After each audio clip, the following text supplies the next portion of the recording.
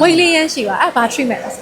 အားလုံးသိကြမယ်ထင်ပါတယ်သူက MID4 က Presenter ဟုတ်နော်ညပါမှာ ဒီလာပါ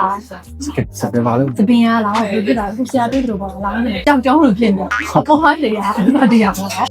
အဝါတော့လည်းထပ်လာကိုယ်လိုသပင်ရောင်ဟုတ်တယ်ပြန်ဆိုးရတယ်အဲ့တော့ပြန်လဲမဆိုးရချင်တော့ဘူးငကိုသပင်အယောင်နဲ့တညီလေးလေး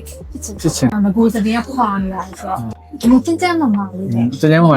ဖြစ်သွားချင်ဟုတ်ပါ ဒီကဆရာပြင်သွားကြနေတာအရင်အချိန်ပေးကြအောင်လို့လို့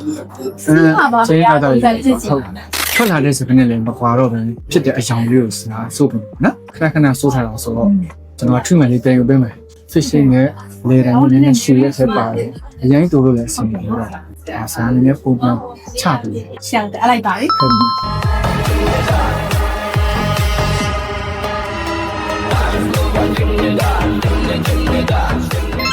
ဆင်ပြေရမှာလားဒီလိုပါ ရမ်း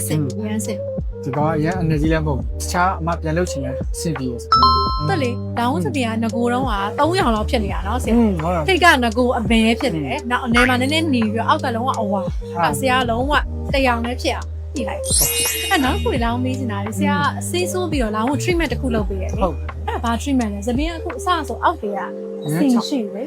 ညောင်းဝက် ဝိတ်လေးရမ်းရှိပါအဲ့ဘာ treatment လဲ ရေတက်ဖြစ်ပြီးတာဟာမျိုးစိတ်ခဏတီးတော့ chemical လောင်တဲ့ခါကျတော့ဂျေးပုံတွေကမဟပဲအဲ့တော့အရင်6စီတက်ပေါ့အဲ့ဟာကိုကျွန်တော်တို့ကဒီမှာလိုအပ်တဲ့ရေတက် protein တက်တူပြန်ဖြစ်ပြီးတာ တော်တော်ကောင်းတယ်နော်မေတောင်း အောက်ကနေ chemical မပါဘူး ဝိတ်လေးတစ်ခုရှိပါဆိုရရနော် တကယ်ဆိုလို့ရှိရင်3လတစ်ခါလို့ပိုကောင်းတယ် 3လ 3လတစ်ခါလို့တပင်းနဲ့နားရတဲ့ဟာကိုပြန်ကုတာပြီး